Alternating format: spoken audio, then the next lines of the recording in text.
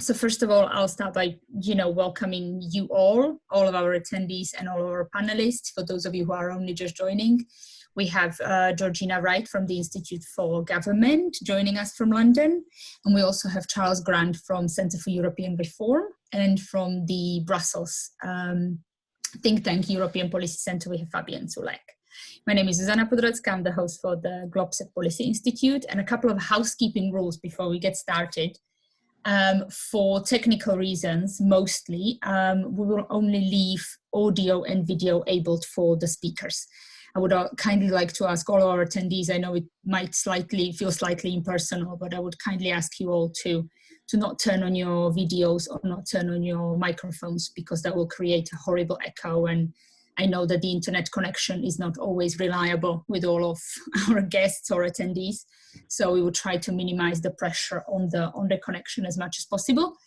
That being said, we very much encourage active participation. The idea for this is to sort of have a discussion with my panelists first and then turn to questions, but please feel free to ask questions throughout the discussion. I will be monitoring it. There is a Q&A button at the bottom of your screen, or if that fails to work, then please put your questions in the chat, and wherever possible, I'll try to interject them into the conversation, or, we will turn to them later. Given that we only have an hour together, please don't be offended if I don't ask your specific question. I might have to merge some of the questions if they are sort of asking along the same lines. But yes, bottom line is please ask questions. Our panelists are here to answer them. So without further ado, I'll start with Charles, because let's take stock of the situation. Let's have a check into where we are, and let's start with the UK. Obviously, the most dramatic, so to speak, news of yesterday is that Boris Johnson is now in intensive care unit. But there's also been some other developments which are perhaps slightly less dramatic, but nonetheless important. The Labour Party has just elected a new leader. There is an ongoing discussion about whether Britain is going to have its own efforts on battling the coronavirus, whether that's tests or vaccines or whatever else. So let's quickly just sort of sum up where Britain is at and how that is going to influence the Brexit negotiations. Well, obviously, as far as I know, there's no new news about Boris Johnson. He's in hospital. He's in intensive care. He's not on a ventilator machine at the moment, which is probably good news. As for the Labour Party, has a new leader, Keir Starmer, who's appointed a very pro-European shadow cabinet. That, frankly, neither of those two pieces of news really affects the Brexit process directly or even indirectly very much. I mean, the truth, I think Fabian will say the same from Brussels, is the truth is that because everybody thinks coronavirus is about 100 times more important than Brexit, nobody's taking Brexit very seriously at the moment. The official government position is there won't be an extension of the transitional period when that happens at the end of June this year. The unofficial view is that clearly, obviously, there will be, because there's no way anybody's going to do a deal properly by the end of this year. Already, some of the officials who were working on Brexit have been redeployed to work on the coronavirus in London. Although David Frost and his team are in place and they are talking to Task Force UK in Brussels by video link, there isn't a serious negotiation going on. The view in Brussels, as Fabian said in a minute, is that you can't really do a serious negotiation by video link. So my own view is it is highly likely there'll be an extension agreed in June. The difficult issue will be the price of it. I think everybody will try and make sure that is done in a sort of politically expedient way, in a non-dramatic way. It'll be, we'll follow the Norwegian model or something, and then everybody will agree on the Norwegian model for access to the single market for another year. Having said that, perhaps for later in the discussion, Susanna, but there are issues where the British government has hardened its position on Brexit in recent weeks, and possibly the EU side has as well, but we can come and talk about that later. Yes, thank you. You said that there will be, obviously, I'll follow up on that a little later on, but you said that there will be a price. Obviously, there will be an economic price, and we will get to that in more detail, but do you think there will be a political price of if we were postponing Brexit? That's why I asked sort of about the Labour leader. In my view, no. Obviously, the right wing of the Tory party, the hard Eurosceptic faction, will be upset if the end of the transition is postponed. But 90% of the well, hang on, we've got to cope with coronavirus. We can't do two things at once. So I don't think that, I think if Boris Johnson, assuming he's still Prime Minister, wants to extend the transition, he'll take a bit of flack from some of his right wing, but everybody else will support him, including the Labour Party, would obviously support that view.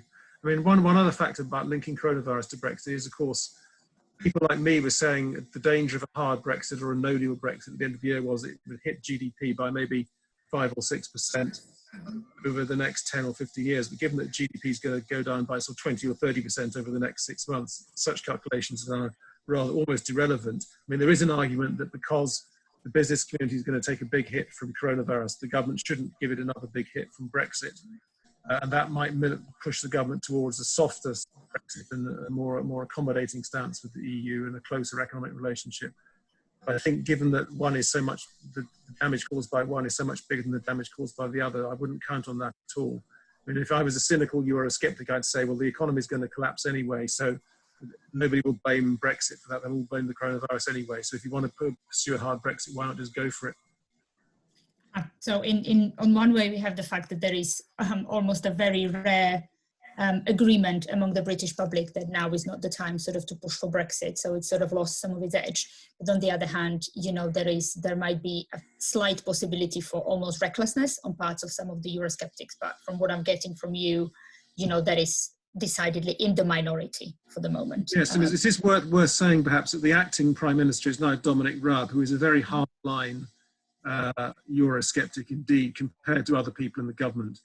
Yeah. My own view is if Boris Johnson does cease to be Prime Minister, Dominic Raab is unlikely to take over because I don't think he's that popular in the Tory party. If he did take over, we could expect very hard Brexit indeed. Of course.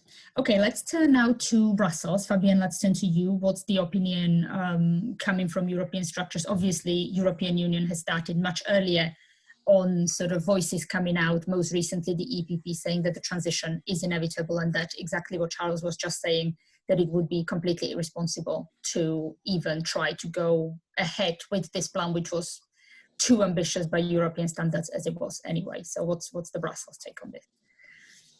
I mean, I think from a Brussels perspective, this is a no-brainer. If you are in a situation where both parts of a negotiation are hit in this particular way, then to try to broker a deal in a matter of months, and we shouldn't forget that the decision to extend the transition period should come before the end of June. So we're not even talking about the end of the year in terms of making the decision. Then to actually do it, to just stick to the timetable, which was already ambitious, which was already very short, just doesn't make sense. The vast majority of Brussels and of the member states aren't even thinking about Brexit. It's not on their radar. This is not an important discussion. They are thinking that essentially an extension is inevitable. And they would be very surprised if the UK doesn't actually get to that conclusion before the end of the deadline. And I think this is for two reasons. I think one is, yes, there is a consideration that in the current situation you cannot negotiate. There is no real negotiation. You can't make the political compromises, which are at the heart of any negotiation. To get a deal, there will have to be give and take, and how can you do give and take if you're not even properly talking to each other? And here it's also worth emphasizing that who is talking at the moment are the negotiation teams on both sides.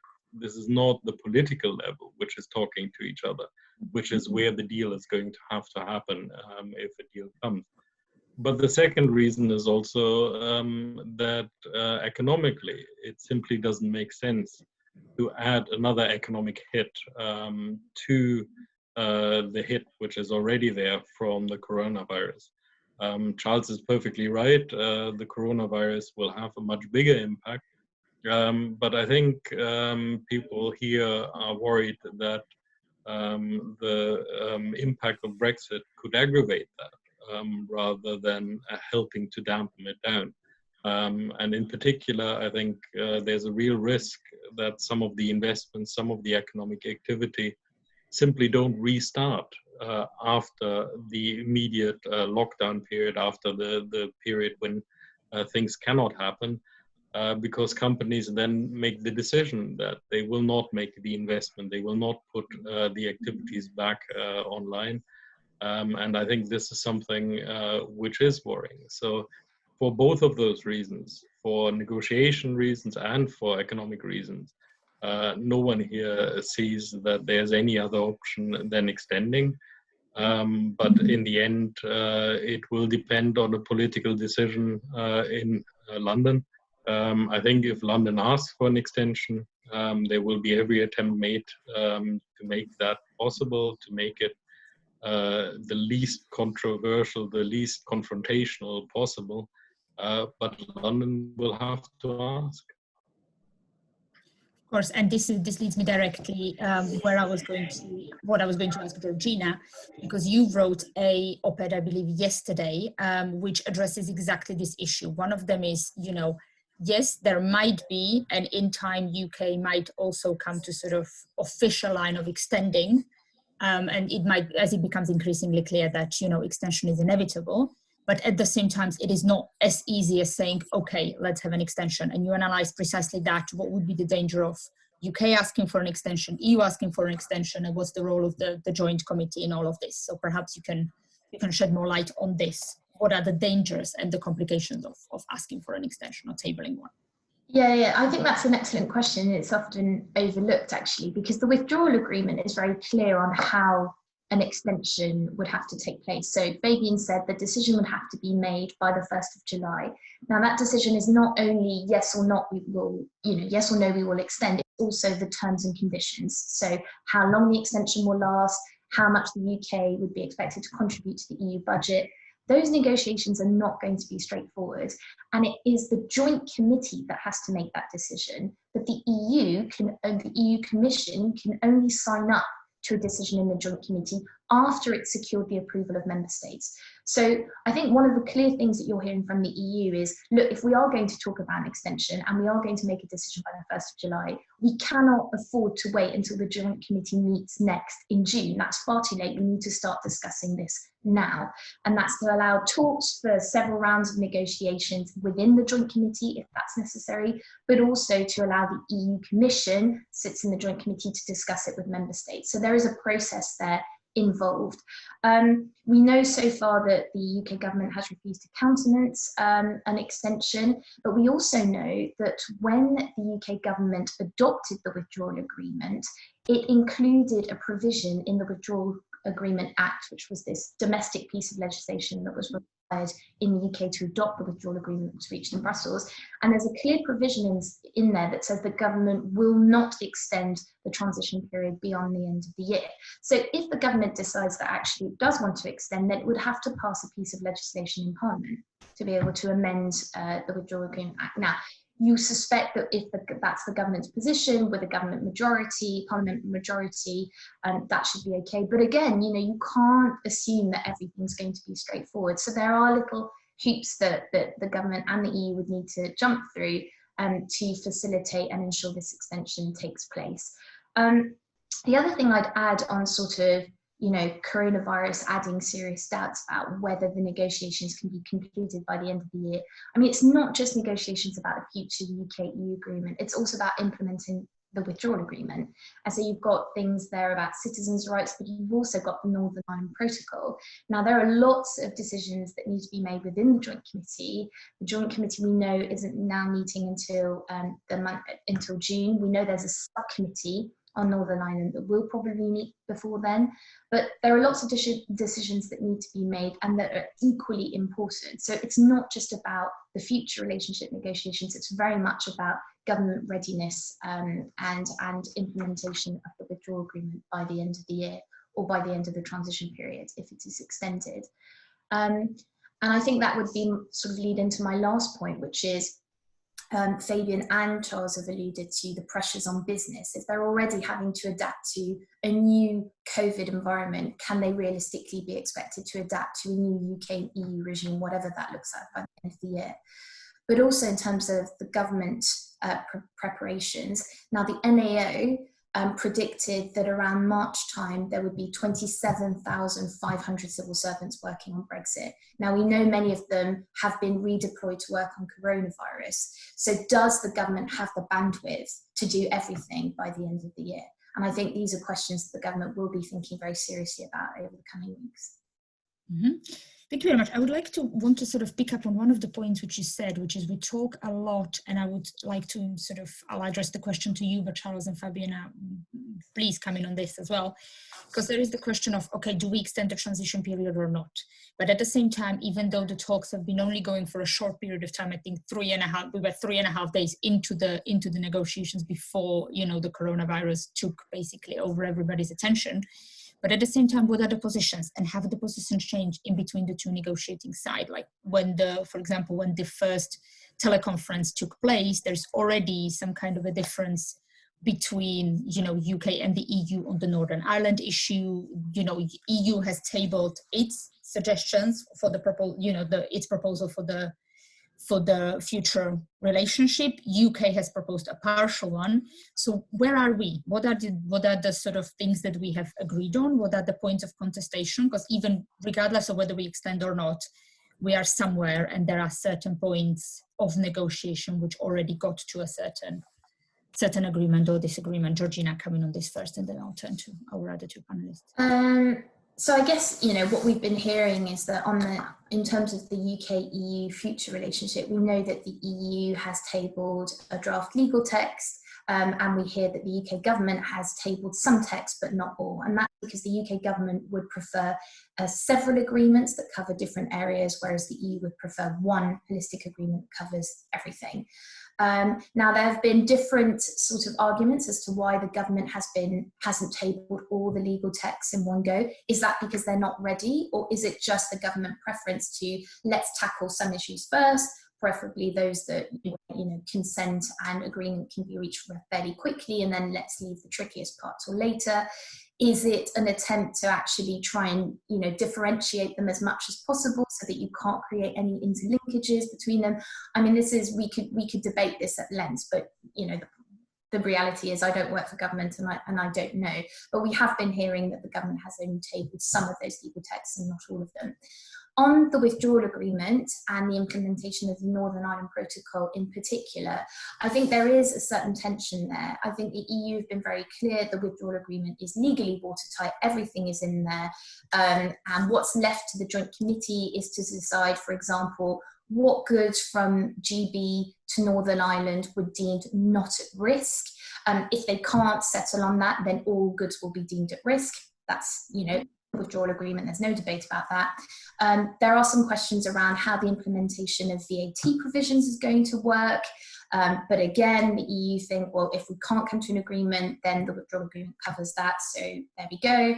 And of course, there's this question about what products, aquaculture and fisheries products that are, from the Northern Ireland ports are exempt from duties. But again, if an agreement can't be reached, then they will be subject to duties. So that's each point of view. Whereas the UK, I think government, Michael Gove, who is obviously the minister in charge and heading the Joint Committee on behalf of the UK, has indicated that there is more flexibility there and there is a negotiation to be had.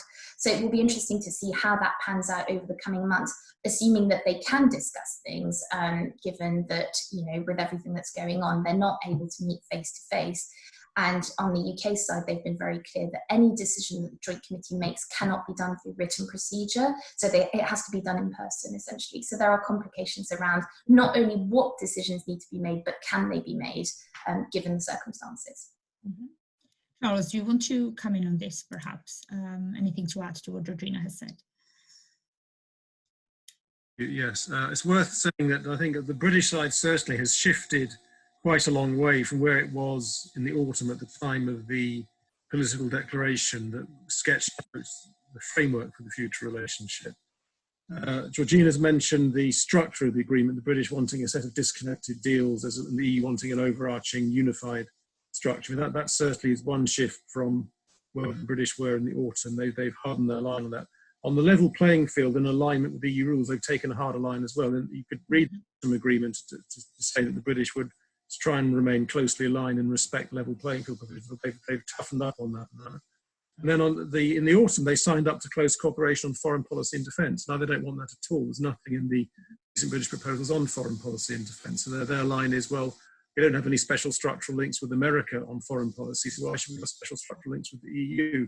I think the thing that worries me most actually is Northern Ireland, which Georgina's talked about already. I think if there's one thing, and Fabian will confirm this, is one thing that really scares or worries the EU, and indeed including the Irish themselves, is that the British seem to be reneging what they signed up to in the withdrawal agreement, not the declaration on Northern Ireland. The clear commitment on the British side to apply the procedures that Georgina referred to check goods going across the Irish Sea between Great Britain and Northern Ireland and vice versa. And now several ministers, including the new Northern Ireland Secretary, are saying we won't need to check anything, which is a direct contradiction of that agreement. I think there's a bit of a split in the UK between the officials who say, of course, we will respect the rules and obey the law and respect the international treaty that is the withdrawal agreement. And then some politicians who play to the gallery and say, including Boris Johnson, who say we won't respect them, we don't need to. They don't actually say we won't respect them, they just say you don't need to. There's some clever way of avoiding it.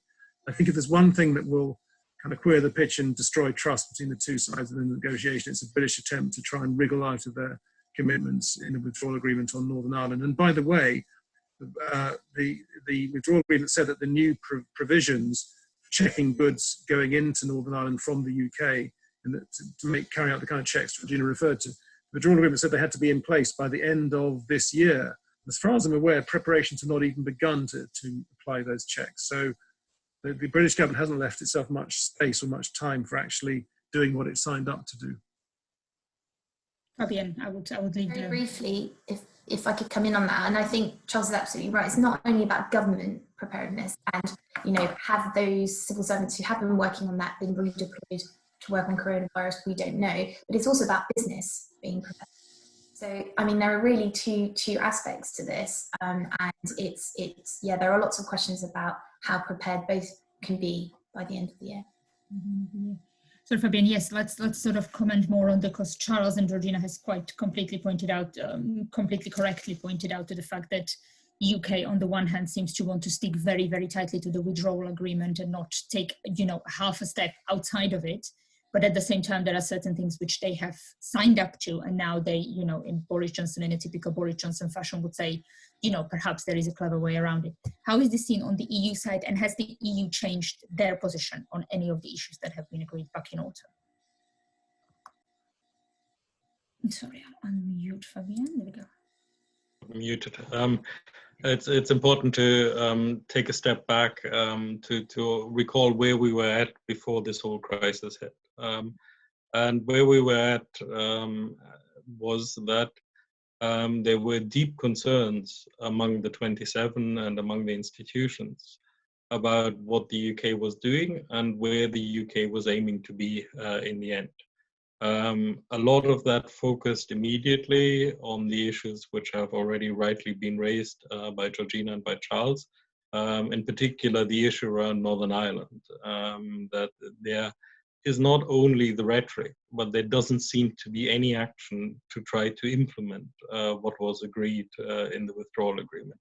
That is much more worrying. The rhetoric, I think people are used to. They are used to that the Prime Minister might say one thing and do another. But the real question about if you're not going to do the practical preparations for what you have committed, you simply will not be able to do what you have promised to do by the end of the year. So this was already a real concern, and that raised the whole question of was the UK acting in good faith? Was there actually an attempt of reaching a deal, or was this a form of theater where increasingly the conviction was taking hold in the European Union that maybe the decision had been taken in London that they weren't going for a deal at all, that in the end what was on offer by the end of the year was going to be so thin, was going to be so minimal that in terms of economic benefits, not much would be on the table. But to actually get there would require a number of concessions from the UK. It would require implementation of Northern Ireland. It would require concessions on level playing field.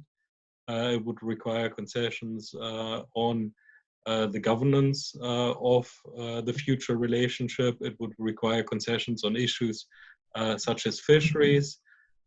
So there was a real worry that actually the UK wasn't going to go for a deal at all. And to some extent, I think this has now been muted. The crisis has certainly shifted the attention away from that. And there is now this assumption that the UK will be forced to ask for an extension anyway. So we will not have to deal with these kind of issues at this point in time. I'm worried whether that assumption is actually warranted.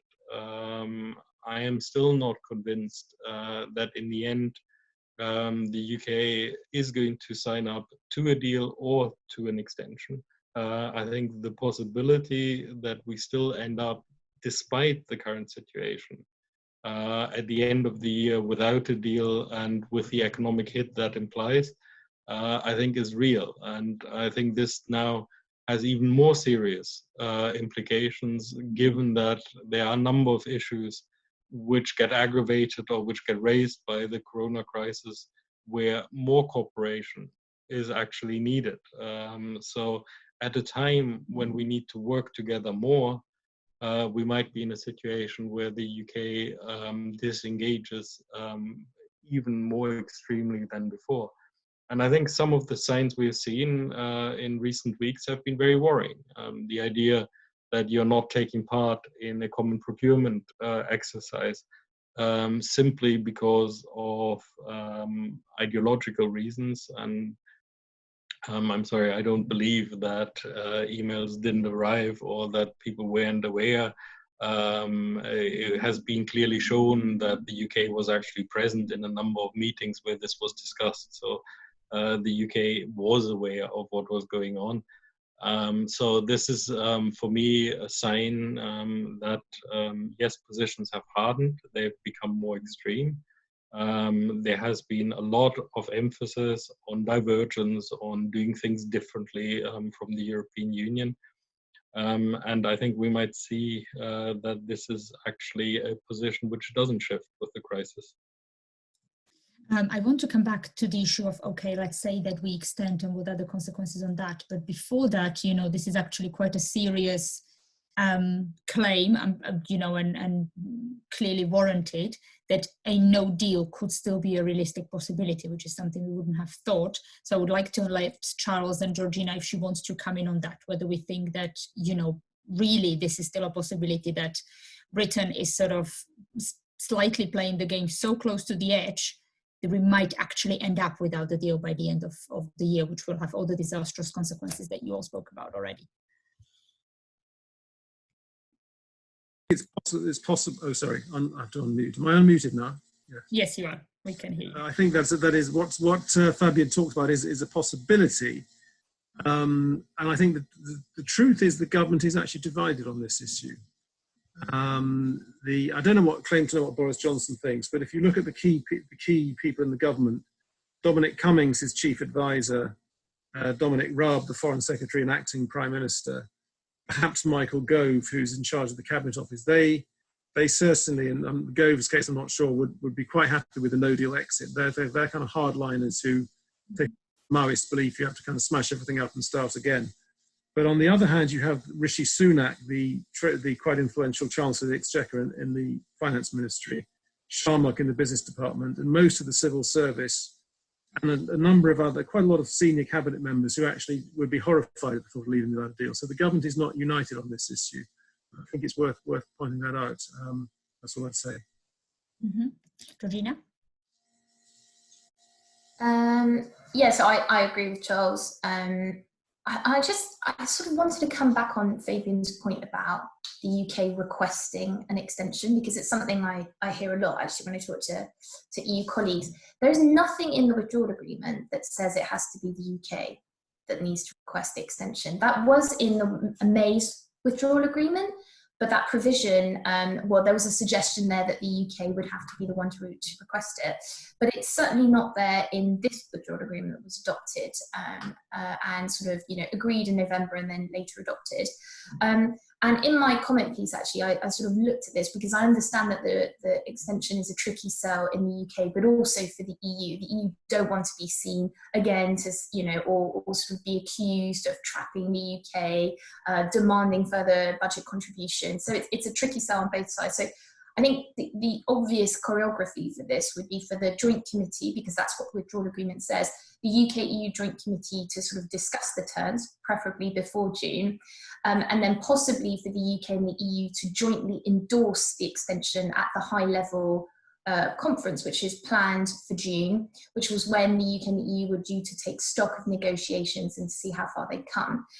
That way, they would do that in June and jointly endorse it, and then that would give sufficient time for the joint committee to then meet again and sign off the extension before the 1st of July deadline. So I think there is a way for the UK and the EU to work together on this. Of course, politically, it might not be that straightforward, but I think there might be a way and a silver lining.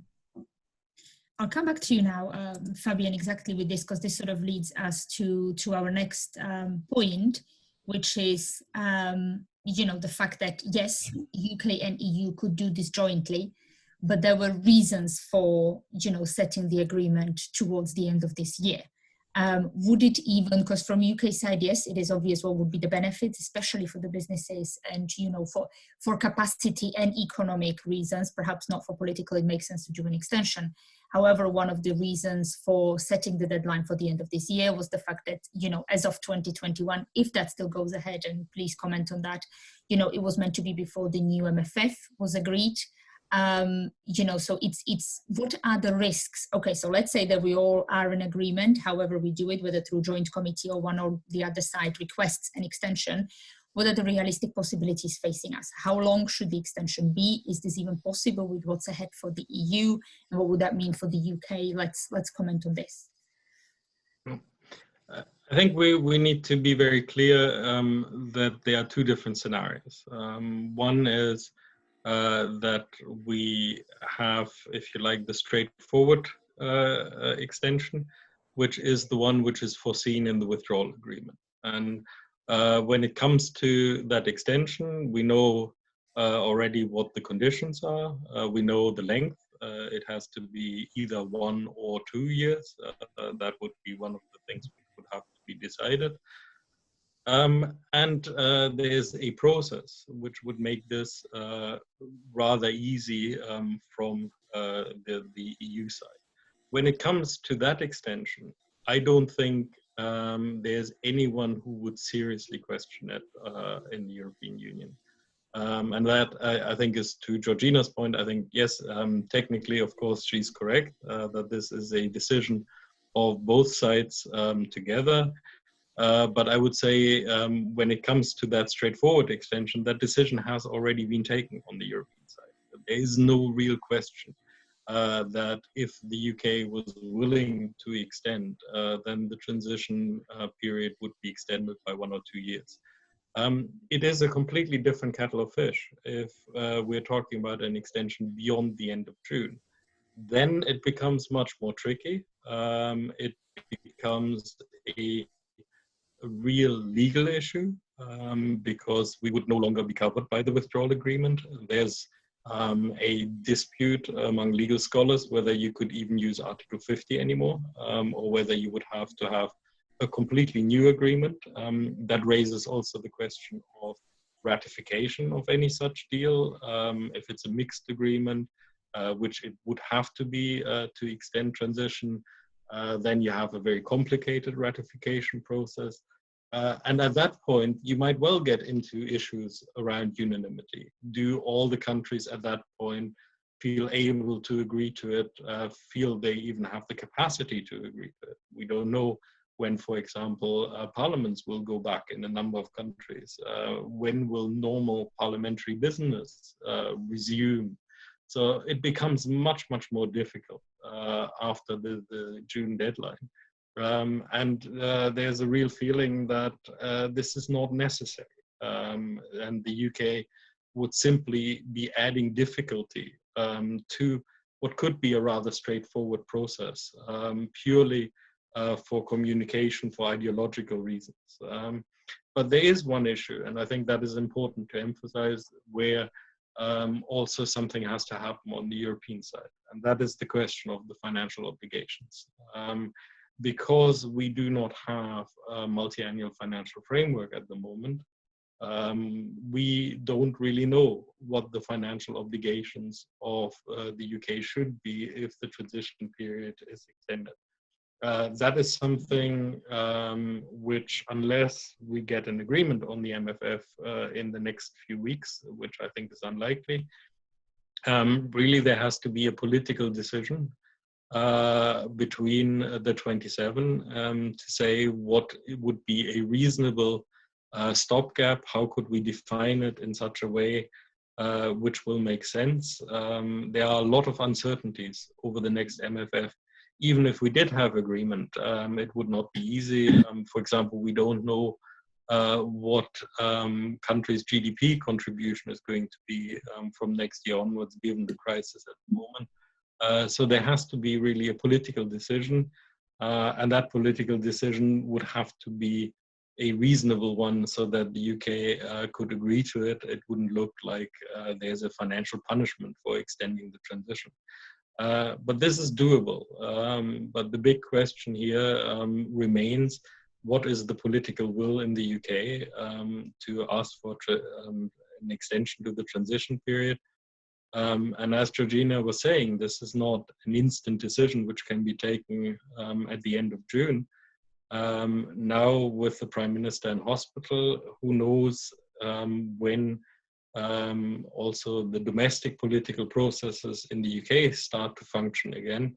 What would be the timescale, for example, for going back to Parliament to remove the provision within the law which says that the transition period cannot be extended? So I'm afraid we are already in a situation where it looks like we are running out of time again. I'm going to pose a sort of devil's advocate question here, and you know, I would encourage all our attendees to start asking questions if they have some of their own, because I will ask a couple more questions and we can move into the questions from our virtual audience, so to speak. But basically, so is the EU stance on this that obviously if the UK has shown any willingness, obviously maybe, you know, the technical might be getting there even though the political is not, to extend the transition period, then obviously we can start discussing that. But is the determination of the EU to stick to, you know, either reaching an agreement by the end of the year or letting the UK leave without a deal if the UK doesn't show sufficient willingness to extend the period? Is that what the EU is determined to do? Well, it's not up to the European Union. I think in the end, if the UK doesn't ask for an extension to the transition period, what the European Union will try to do is to continue the negotiations to reach some form of agreement by the end of the year. In those negotiations, what the EU will not do is give up the red lines, give up the principles which are there. If a deal can then be found which fits with that and which is negotiable and ratifiable within the current situation, then that is better than no deal at all. But the EU would also consider that in the end it is the UK's choice, and if the UK doesn't come to the conclusion that some form of deal is possible by the end of the year, then that would have to be the outcome at that point. Mm-hmm. Thank you. We've spoken at length about the risks of, you know, extending the transition period, whether the regular way or, you know, the more irregular legal quagmire way of, you know, simply carrying on loosely after June if the extension doesn't happen. But are there, and I know all of you have written separately and from different angles, what are the opportunities of extending the transition period? I mean, obviously there is the political consideration of the fact that Brexit has already gone on for longer than we all imagine, and certainly far longer than anyone would have liked on either side. But at the same time, what are some of the benefits that both UK and EU can gain? I mean, we've commented on the business side, but are there any more global consequences, whether that's UK standing in the world or whether that's, the more global political order and the counters of it? What are some of the benefits that perhaps could be used to turn the discourse around? Because that seems to be the issue that this hinges on, because as Georgina quite rightly pointed out, the Tory government at the moment has a significant majority. So if there was political will, the possibility to extend the period is there much more than there was with Theresa May. So perhaps I'll turn to Georgina first to see what she thinks are the benefits that are to be gained from extending the transition period, either by a year or 2 years. And I know especially that there is also a clause that allows the extension to then be shortened back again. So what are the reasons why, we could extend without significant harm? I mean, to be honest, I just don't think that's where the EU or the UK's attention is right now. It's fully focused on the coronavirus. Both sides know that there is a provision in the withdrawal agreement that would allow to extend that transition.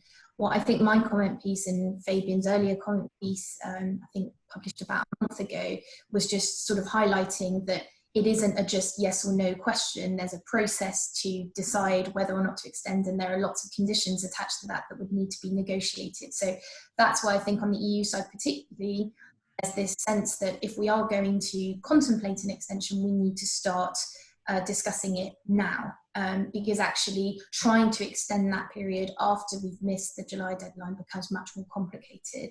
But I think the advantage is so far, and well, it depends how you see things, but yes, if you need more time to negotiate, or if you need more time to ratify the agreement, or if you need more time to prepare government and business to implement the withdrawal agreement, those are all areas that have been highlighted by both sides as legitimate reasons to possibly look into it. But I think, coming back to my initial point, I just don't think that's where the intention is right now. Everything is about to, stop the spread of the coronavirus and thinking about, global cooperation as well. And on that point, I think, the UK government is doing something. They are thinking very strategically about the global repercussions of coronavirus. We know that the Department for International Development has committed money not only to build resilience in certain developing countries, but also to tackle disinformation. And the Foreign Secretary, Dominic Raab, who's now acting Prime Minister, also gave evidence recently in Parliament saying that actually the UK government was working closely with the G7, with the EU and the G20, trying to think of international responses. But that's happening irrespective of the transition period. So I think it's quite difficult to sort of think of other areas why it might be necessary to extend beyond the obvious ones, which are negotiations with the agreement. Mm-hmm. So basically sort of your stance and a fairly general agreement seems to be that whilst we have to think of what comes after the coronavirus, we cannot really do that until we have sort of at least got the virus under control, and then we can sort of take stock again and move on with the negotiations and see what sort of withdrawal agreement possibilities are there. Charles, do you have any comment to come in on this? Just on the issue of informal or de facto extensions of the transition as opposed to formal extensions. I mean, before the coronavirus struck, I was told by a senior minister that there would have to be extensions of the transition, not the formal route set out in the withdrawal agreement, but informally. And I took this to Brussels and talked to people in Brussels there. Of course, many people take the view of Fabian, which would be extremely difficult. Task Force UK say almost impossible. Interestingly, in the German government and some other member state representations in Brussels, I've got much more greater willingness to accommodate the UK if it wished to go for a kind of informal partial extension of parts of the transition. I was told that if there's a will, there's a way, and we could find legal routes around the problems. I don't think we're talking about a full extension of everything that is in the current transition, but in certain areas, if you just need another 6 months to finish the negotiations on air transport or research or whatever, then there'd be goodwill on the EU side to find ways through unilateral declarations by the EU, matched by unilateral declarations by the UK, to go on recognising current rules. Now, Fabian will say the lawyers don't like that at all and will be very unhappy. Of course, he's right. then you might technically need some sort of new treaty, which would have huge ratification problems, as Fabian said. But certainly not everybody on the EU side, I find, was very hostile to the idea of informally extending parts of the transition. Fabian, you wanted to come in on this?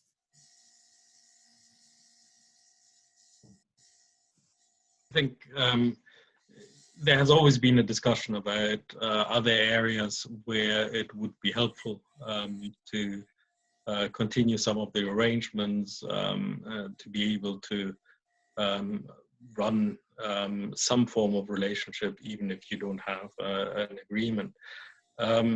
But the reality is that this is very difficult, and it's not only difficult for legal reasons. I think the legal reasons clearly are there, and I think it's something where we should always bear in mind that in the end, anything which the European Union agrees is not only likely to end up in front of the European Court, but the European Court is also likely to decide, regardless of political expediency. And when we are talking about having these kind of agreements between the European Union and a third country, which the UK now is, then there are very strong rules around what the EU is allowed to do and what the EU is not allowed to do. And it is the member states which have always been extremely keen on making sure that these rules are not broken. So even if there's a political will, there are legal difficulties. But I think what is also important to recognize is that what is at the heart of this is essentially in how far you're integrated in the single market or not. And this is a very, very difficult question to do partially. Either you are part of it and you're part of the same rules, because you also have to have the legal certainty for the other participants within the single market. If a company from the UK has full access to the single market, but is no longer obliged to follow all the rules of the single market, then this is something which a company in the EU can take to the European Court, and they would win.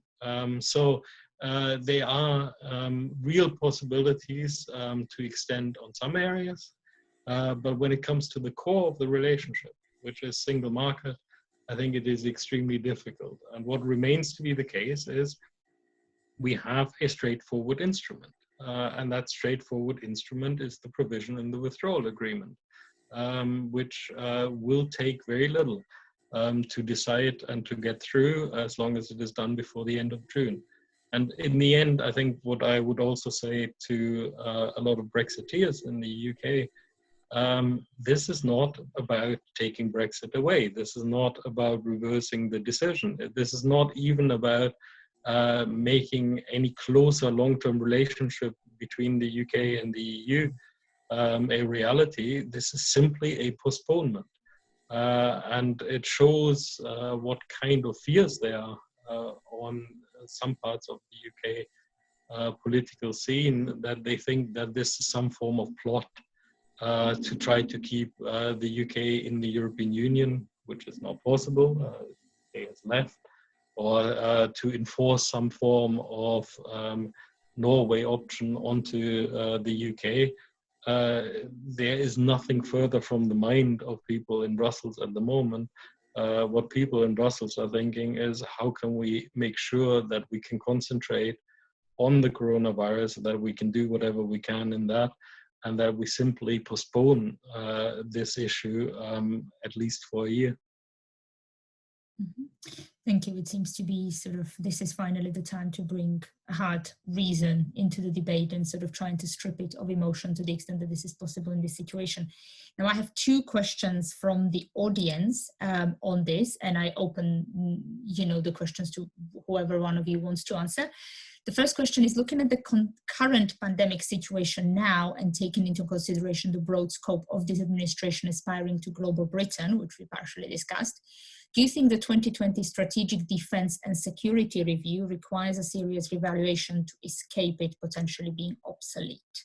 Is the first question. Would anybody like to take this one? Charles, let's go with you. I think it's been originally the strategic security review was supposed to finish its work by the summer. That's just not going to happen. It's been postponed, and this hasn't been reported much in the press. The officials working on it tell me that they've been told that we can work on coronavirus. So it's really not happening at all. At least it's not happening in its form it's supposed to happen.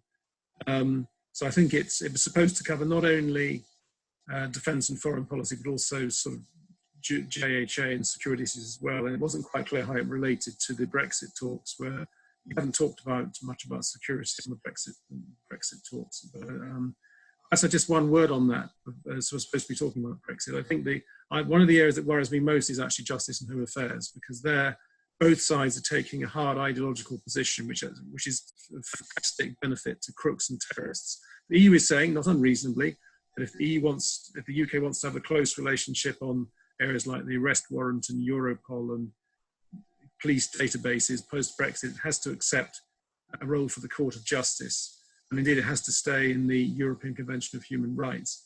The UK is saying we won't agree to that, even if we have therefore, as a result, very loose relationships post-Brexit, which I think is very worrying to me, because I think the people who are going to benefit most of the crooks and the terrorists. Okay, thank you. I have another question. I think this will be a question mostly to Fabian, but of course, Charles and Georgina, feel free to comment. First of all, thank you for putting this webinar on, really interesting to watch. So that's a compliment to all our panelists. Just a question, could the coronavirus crisis lead to a reduction of red lines from the EU if they face another Eurozone crisis, or could a possible deglobalization movement and decoupling of supply chains impact the ambition and trade deals between UK and non-EU countries? So this is, a question of whether the EU can be softened if it's also very hard, hit quite significantly economically or globally. I think undoubtedly the EU is going to be hit hard, and we are going to have some form of Eurozone crisis, however we want to define that. In the sense that, yes, debt will go up. We will have, in all countries, a major issue of restarting the economy, but we will also have big distributional effects across the Eurozone, across the European Union. So all of that, I think, is a given. But will that lead to a reduction in red lines, which I take to be will the EU give up on some of its principles to get a deal with the United Kingdom? And I think that is extremely unlikely. I don't see how the politics of that would change so much. Rather the opposite.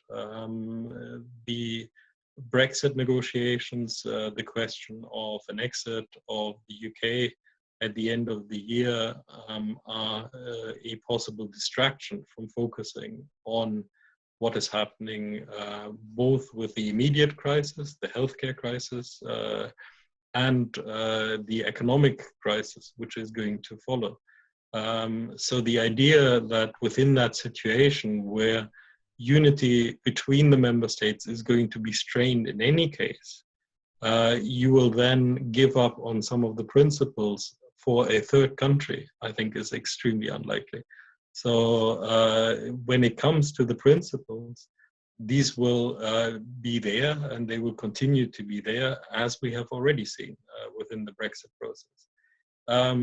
If it comes to some of the practical arrangements, yes, I think the European Union will try to be accommodating, also to recognize that what you don't want is a big confrontation at the moment. So when it comes to, for example, calculating the legal obligations, the financial obligations which would come with the transition, I think there will be an attempt to find a reasonable compromise.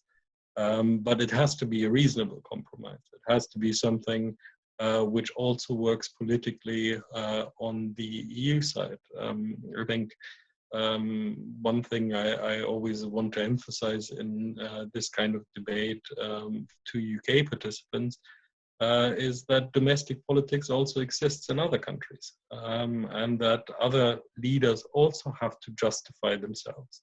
So, for example, if you were to grant an extension of transition to the UK without any financial payments. How would you explain that in Italy in the current situation? How would you explain that when you have a major issue around fiscal sustainability in a number of different countries, and then you're allowing the UK to participate in EU systems and programs without any payment? So yes, there can be a compromise, but it has to be one which also works in the domestic political systems in every EU country. I can only confirm this, sitting in the V4 and the need for political leaders to justify their own decisions. We have one more question, and this is to sort of more on to our UK panelists. What is the potential impact of the current crisis on citizens' rights? Somehow, miraculously, we have not touched this issue just yet, probably because of how complex it is. I've heard reports from France that some vulnerable British people do not want to apply for residency because they may not be able to prove they can support themselves under free movement rules. With coronavirus job losses, does there need to be something else done to protect British citizens in the EU and EU citizens in the UK? And we have about sort of 3 to 5 minutes left. So however difficult that is, I would possibly ask our panelists to briefly comment on this if they can. I don't know whether Charles or Georgina perhaps might want to pick this one up. I mean, it's a really important question, and it's probably one that warrants a bit more than sort of 30 seconds. But you know, what we do know is that the rights of EU citizens in the UK and British citizens in the EU are covered by the withdrawal agreement, but it requires the UK member states to put measures in place to protect that. So we know that the government has set up an EU settlement scheme, so EU citizens are required to sort of register, and they have until, I believe, June of 2021 to do that. Now, we know that signing schemes in different member states for British citizens vary, and some have been successful and some have been less successful. And we at the Institute for Government have put together an explainer on what happens to British citizens in the EU that sort of tries to track that. It is an important question. How does coronavirus impact this? And, you know, again, about capacity, actually. If you're a British citizen in France, can you register with your, you know, commune if they are overwhelmed with lots of other issues going on? I think that is a legitimate question, and one I don't have the answer to. I think on the UK side as well, there is a key question about our new immigration system. What does that look like? When will it be up and running? Does government have capacity to put that in place?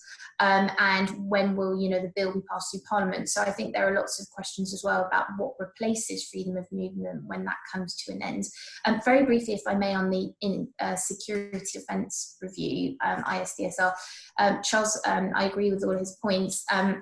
The other thing to note is that the review was supposed to tie in around the time of the spending review, because of course the idea was that this Security and Defence Review would sort of provide a comprehensive overview of the UK's foreign, defence and development priorities, but also have a clear indication how resourcing would work. Now, if you don't have a spending review, because that has been postponed, how can you have a review that sort of talks about ambition without any resourcing questions being answered? So I think it is likely as well that it will be postponed because of that. Thank you. Okay, we've basically come to the end of the seminar, and we have no further questions. So what I would like to just ask all of our panelists at the end is to sort of give a quick, perhaps 30-second final remarks of what they think is the most likely thing that's going to happen within the next few weeks, perhaps their prediction, personal or professional, as to whether the talks will be extended or not. Just any concluding remarks you might have. Let's start with Fabian.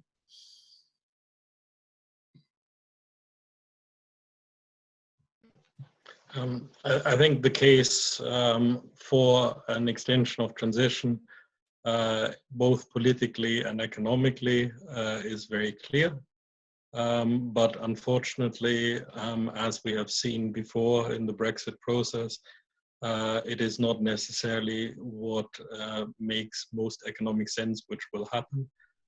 So I think we still have to be very wary that in the end, despite the corona crisis, despite all the impact we're seeing at the moment, we might still end up with no deal at the end of this year. Mm-hmm. Thank you, Charles. Quite a worrying prospect there. What's your take on this? I'm often more optimistic than Fabian, and I am on this occasion too. I think an extension is highly likely. It won't be politically difficult for Boris Johnson or whoever is Prime Minister to put the legislation to Parliament and request an extension. The EU will help to deliver a very cheap, an extension that doesn't appear to be horribly punitive and expensive. It may well be in practice be so, but everybody will cover it up with smoke and mirrors. On the long-term relationship, there is at least a chance that we will end up with a somewhat closer relationship than currently seems likely. Because I think having Keir Starmer as leader of the Labour Party will make a bit of a difference.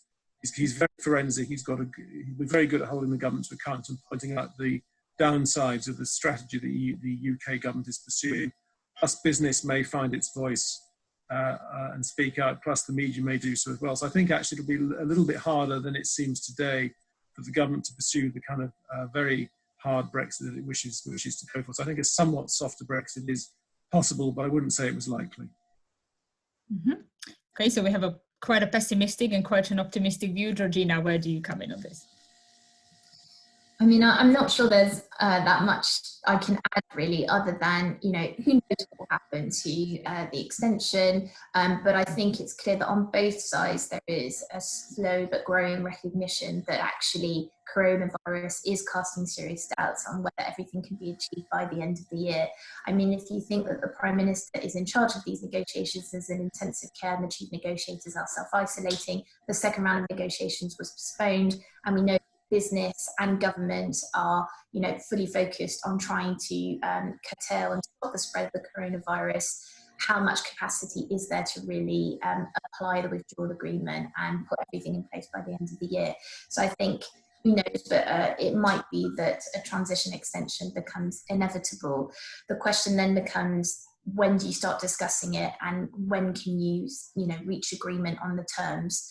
Because those aren't easy discussions, and as we know, on the EU side, it will require the Commission to hold also talks with member states to make sure that whatever it is signing up to in the Joint Committee is also accepted by member states. So there are, several hoops to jump through, but it's not impossible.